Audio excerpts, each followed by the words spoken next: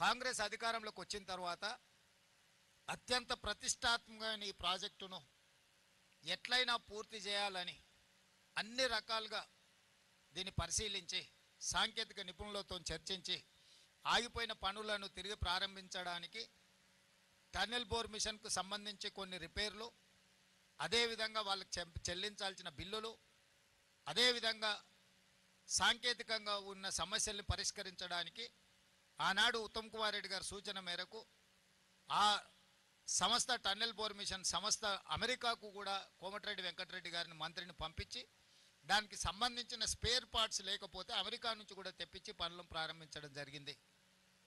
ప్రభుత్వం ప్రతిష్టాత్మకంగా తీసుకొని ఈ పనులను వేగంగా పూర్తి చేసి శాశ్వతంగా ఈ సమస్యకు పరిష్కారం చూపించాలని మేము చిత్తశుద్ధితో ప్రయత్నం చేస్తుంటే అనుకోకుండా ఈ దుర్ఘటన సంఘటన జరిగింది.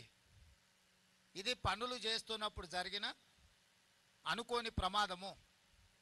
ఇలాంటి అనుకోని విపత్తులు ప్రమాదాలు జరిగినప్పుడు రాజకీయాలకు అతీతంగా అందరం ఏకమై సమస్యను ఎదుర్కోవాలి, సమస్యను పరిష్కరించుకోవాలి. అందులో బాధిత కుటుంబాలను ఆదుకోవాలి. బాధిత కుటుంబాల పట్ల మనం సానుభూతి చూపించాలి.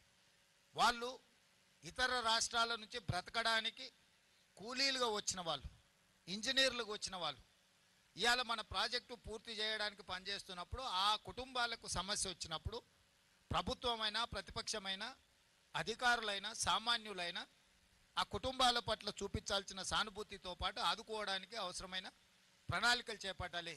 అదేవిధంగా సమస్యను పరిష్కరించడానికి ఇంత విపత్తు వచ్చినప్పుడు ఈ విపత్తులో నైపుణ్యం ఉన్న 11 ప్రభుత్వ కేంద్ర ప్రభుత్వ రంగ సంస్థలు ఈరోజు ఇక్కడ పనిచేస్తున్నాయి నిరంతరం. అందులో ముఖ్యంగా మన ఆర్మీ జవాన్లు మొత్తం వ్యవస్థ ఇక్కడ ఉన్నది. దేశ భద్రత కోసం ప్రాణాలు ఇచ్చే ఆర్మీ కూడా ఈ వ్యవస్థలో పనిచేస్తుంది. టన్నెల్ ఎక్స్పర్ట్స్ ఉన్నారు, సింగరేణి ఎక్స్పర్ట్స్ ఉన్నారు, నేషనల్ డిజాస్టర్ మేనేజ్మెంట్కి సంబంధించిన వాళ్ళు ఉన్నారు. అంటే ఈ దేశంలో ఎన్ని రకాల సంస్థలు ఉన్నాయో రాష్ట్ర కేంద్ర ప్రభుత్వ రంగ సంస్థలతో పాటు ప్రైవేట్ ఏజెన్సీస్ కూడా ఈ సమస్యను పరిష్కరించడానికి సంపూర్ణంగా ఈరోజు ప్రభుత్వానికి ఈ సమస్యను పరిష్కరించడానికి అండగా నిలబడ్డాయి. అయినా 8 మంది ఈ ప్రమాదంలో గల్లంతైన ఇప్పటి వరకు వాళ్ళ ఆచూకీ తెలవలేదు.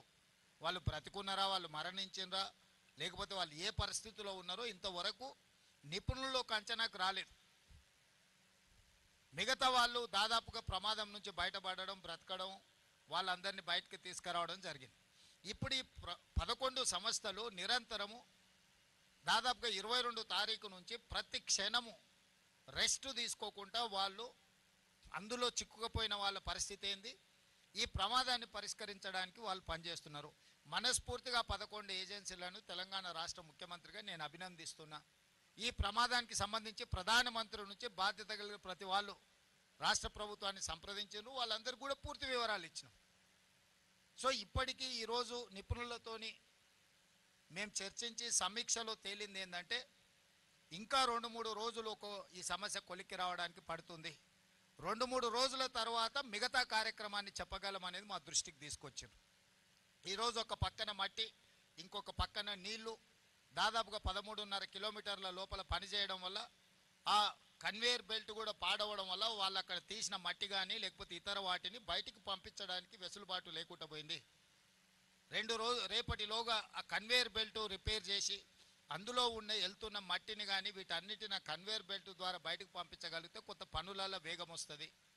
మూడవది, లోపల ఎక్కడ మనుషులు ఉన్నారు, ఎక్కడ మిషనరీ ఇరుక్కున్నది, వీటన్నిటిని కూడా ఒక అంచనాకి పూర్తి స్థాయిలో రాలేకపోతున్నారు. ప్రాథమిక అంచనా వచ్చింది కానీ పూర్తి స్థాయి